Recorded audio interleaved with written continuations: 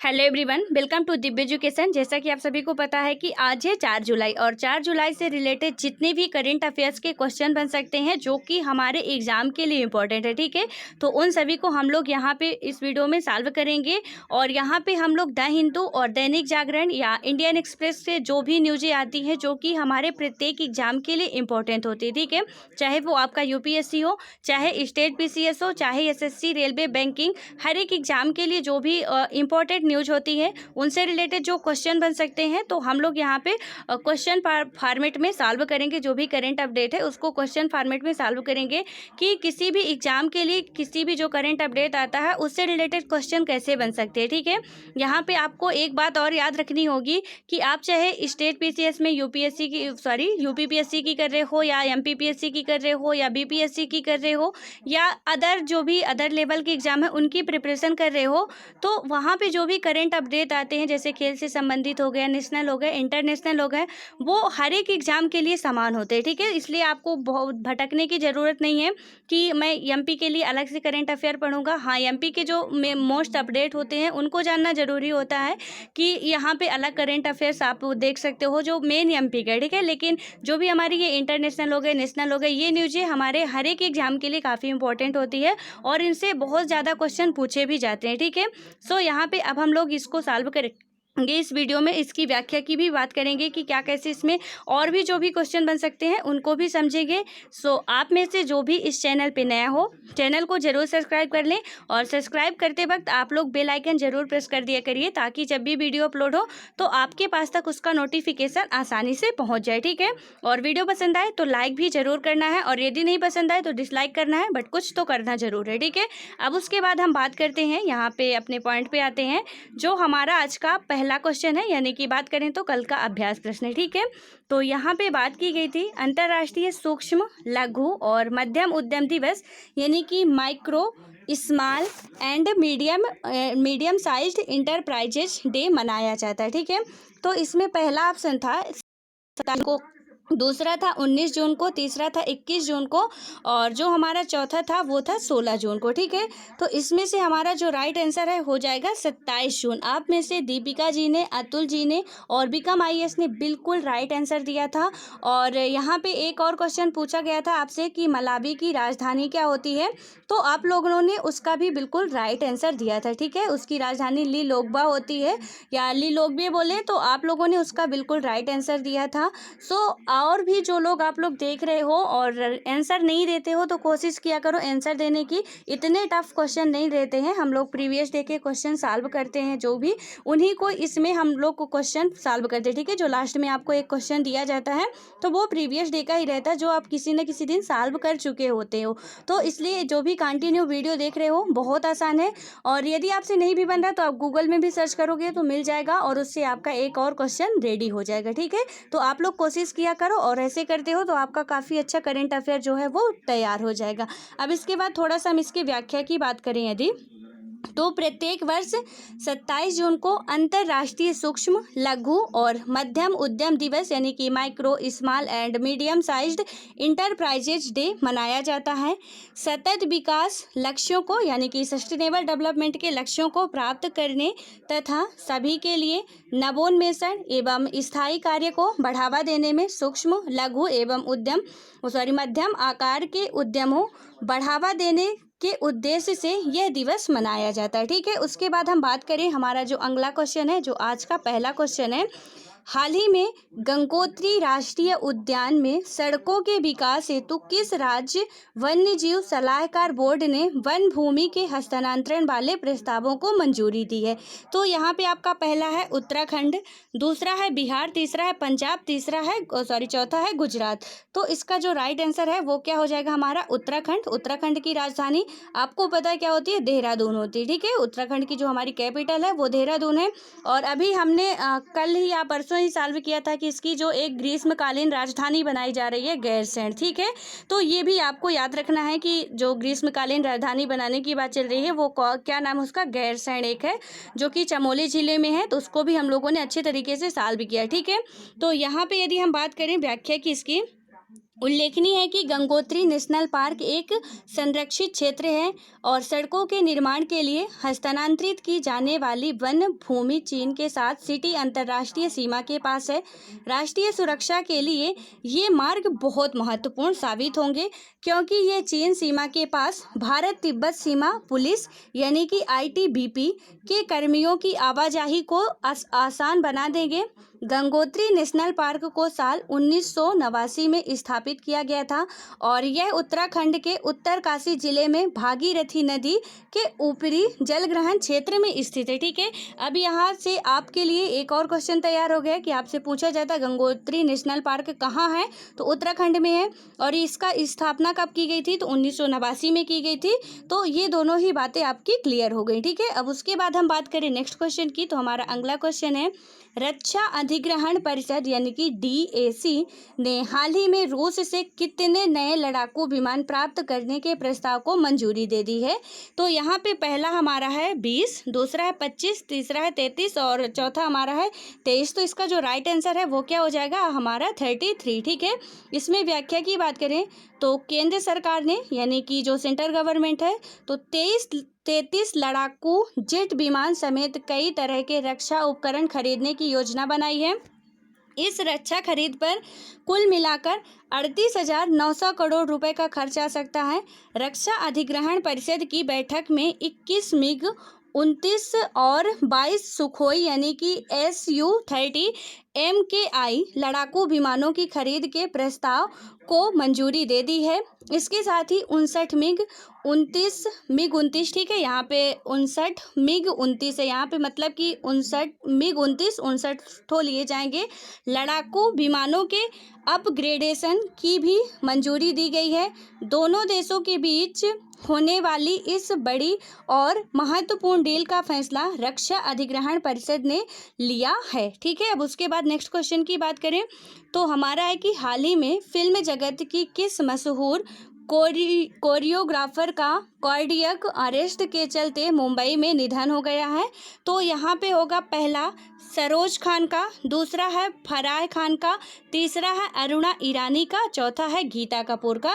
तो यहाँ पे जो जिनका निधन हो गया हाल ही में वो उनका था सरोज खान जी का। ठीक है, उसके बाद हम इनकी व्याख्या की बात करें तो फिल्म जगत की मशहूर कोरियोग्राफर सरोज खान का कार्डियक अरेस्ट के चलते मुंबई में निधन हो गया है। वे बीते कुछ दिनों से अस्वस्थ चल रही थी। ठीक है, वे 71 साल की थी। उन्होंने साल 2019 में कलंक और Manikarnika the queen of Jhansi में एक गाने को कोरियोग्राफ किया था। गौरतलब है कि सरोज खान पिछले 40 साल में 2000 से भी ज़्यादा गानों को कोरियोग्राफ किया था। उनका असली नाम निर्मला किशन चंद्र सिंधु सिंह नागपाल था। ठीक है, जो उनका रियल नेम था क्या था, निर्मला किशन चंद सिंधु सिंह नागपाल था। उसके बाद अब हम नेक्स्ट क्वेश्चन की बात करें, हमारा अगला क्वेश्चन है ICMR के अनुसार भारत की पहली स्वदेशी कोरोना वैक्सीन कोवैक्सीन कब तक लॉन्च की जा सकती है। ठीक है, जो कोरोना वैक्सीन है यानी कोवैक्सीन, इसका नाम याद रखना आपको, तो कब तक लॉन्च की जा सकती है। तो इसकी जो डेट है कि 20 अक्टूबर को या तो 12 दिसंबर को या 25 नवंबर को या 15 अगस्त को। तो ये कब लॉन्च की जानी है, 15 अगस्त को। ठीक है, इसके बाद हम इसके व्याख्या की बात करें यदि तो 15 अगस्त तक देश की पहली स्वदेशी कोविड-19 वैक्सीन लॉन्च करने का लक्ष्य रखते हुए Indian council of medical research यानी ICMR, ठीक है, इसका फुल फॉर्म आपको याद रखना पड़ेगा, Indian council of medical research ने भारत बायोटेक के सहयोग से विकसित होने वाली वैक्सीन कोवैक्सीन के ट्रायल में तेजी लाने के लिए कहा है। भारतीय चिकित्सा अनुसंधान परिषद यानी कि ICMR ने भारत बायोटेक को एक पत्र लिखकर मानव परीक्षण यानी कि ह्यूमन ट्रायल को फास्ट ट्रैक मोड पर चलाने के लिए कहा है। ICMR ने देश के पहले स्वदेशी कोविड-19 टीके के इंसानों पर ट्रायल करने के लिए मतलब कि ट्रायल के लिए 12 संस्थानों का चयन किया है। इनमें से एक संस्थान उड़ीसा, जबकि अन्य विशाखापट्टनम यानी कि रोहतक, नई दिल्ली, पटना, बेलगाम कर्नाटक, नागपुर यानी कि बेलगांव जो है वो कर्नाटक में, ठीक है, नागपुर, गोरखपुर और कट्टान कुलतुर और ये तमिलनाडु में है, हैदराबाद, आर्यनगर, कानपुर उत्तर प्रदेश और गोवा में स्थित है, ठीक है। उसके बाद अब हम नेक्स्ट क्वेश्चन की बात करें तो रूस में संविधान संशोधन की मंजूरी मिलने के बाद व्लादिमीर पुतिन कब तक रूस के राष्ट्रपति के पद पर रह सकते हैं? तो यहाँ पे पहला है 2050 तक, ठीक है। उसके बाद हमारा 2045 तक, तीसरा है 2036 और चौथा हमारा है 2055। तो इसका राइट आंसर होगा 2036 तक रह सकते हैं, ठीक है। उसके बाद हम व्याख्या की बात करें तो रूस के अभी जो राष्ट्रपति हैं व्लादिमीर पुतिन है, ठीक है। तो यहाँ पे व्लादिमीर पुतिन का जन्म 7 अक्टूबर 1952 को हुआ था। पुतिन 7 मई 2012 से रूस के राष्ट्रपति हैं, ठीक है। इससे पहले वो साल 1999 से 2000 और साल 2008 से 2012 तक रूस के प्रधानमंत्री रह चुके हैं। यहाँ पे ये एक 1999 में जो हमारा कारगिल का युद्ध होता है, तो आप लोग जब भी डेट आए तो जहाँ से भी लिंक हो सके उसको लिंक किया करिए ताकि आपको बहुत लंबे समय तक याद रहे, ठीक है। तो यहाँ पे क्या हुआ 1999 से 2000 और साल 2008 से 2012 तक रूस के प्रधानमंत्री रह चुके हैं। 67 वर्षीय पुतिन अगर 2036 तक रूस की सत्ता में काबिज रहते हैं तो उस समय उनकी उम्र 83 साल होगी। पुतिन साल 1999 से ही रूस की सत्ता में बने रहे हैं। स्टालिन के बाद पुतिन के नाम पर ही सबसे लंबे कार्यकाल का रिकॉर्ड दर्ज है, ठीक है। पहले कौन थे? स्टालिन नाम के जो व्यक्ति थे वो सबसे लंबे कार्यकाल तक रहे थे, लेकिन उनके बाद अब किसका नाम दर्ज होने वाला है? तो जो व्लादिमीर पुतिन है उनका नाम अब दर्ज होने वाला सबसे लंबे समय तक अपने पद पर काबिज रहने के लिए, ठीक है। उसके बाद हम नेक्स्ट क्वेश्चन की बात करें जो हमारा अगला क्वेश्चन है, हाल ही में किस भारतीय टेनिस खिलाड़ी ने जर्मनी में PSD bank Nord open tennis tournament जीत लिया है? तो यहाँ पे पहला होगा सोमदेव देवबर्मन, दूसरा है सुमित नागपाल, तीसरा है महेश भूपति, चौथा है हमारा रोहन बोपन्ना। तो इसका राइट आंसर हो जाएगा हमारा सुमित नागल, ठीक है, नागपाल नहीं है, सुमित नागल है। और इसमें हम व्याख्या की बात करें, भारतीय टेनिस खिलाड़ी सुमित नागल ने कोविड-19 महामारी के चलते यानी कि महामारी के दौरान अंतर्राष्ट्रीय टूर्नामेंट जीत लिया है। इसी के साथ वे इस महामारी के बीच कोई इंटरनेशनल टूर्नामेंट जीतने वाले पहले भारतीय बन गए हैं। उन्होंने जर्मनी में PSD bank Nord open clay court tournament के फाइनल में दूसरे वरीय मेजबान खिलाड़ी डेनियल मसूर को 6-1, 6-3 से हरा दिया है। सुमित नागल वर्तमान में 127 नंबर के साथ पर भारत के सर्वोच्च रैंक वाले एकल खिलाड़ी हैं, ठीक है। अब उसके बाद हम अगले क्वेश्चन की बात करें तो अमेरिकी कंपनी इंटेल कैपिटल ने हाल ही में भारत के रिलायंस इंडस्ट्रीज समूह की दूरसंचार एवं डिजिटल प्लेटफॉर्म सेवा कंपनी जियो प्लेटफॉर्म में कितने प्रतिशत हिस्सेदारी खरीदने की घोषणा की है? तो पहला है कि 1.39%, दूसरा है 2.39%, तीसरा है 0.39% और हमारा चौथा है 0.79%, ठीक है। तो इसका राइट आंसर जो है वो क्या हो जाएगा हमारा 0.39%। इसमें हम व्याख्या की बात करें तो अमेरिकी कंपनी इंटेल, ठीक है, जो इंटेल है वो अमेरिका की कंपनी है।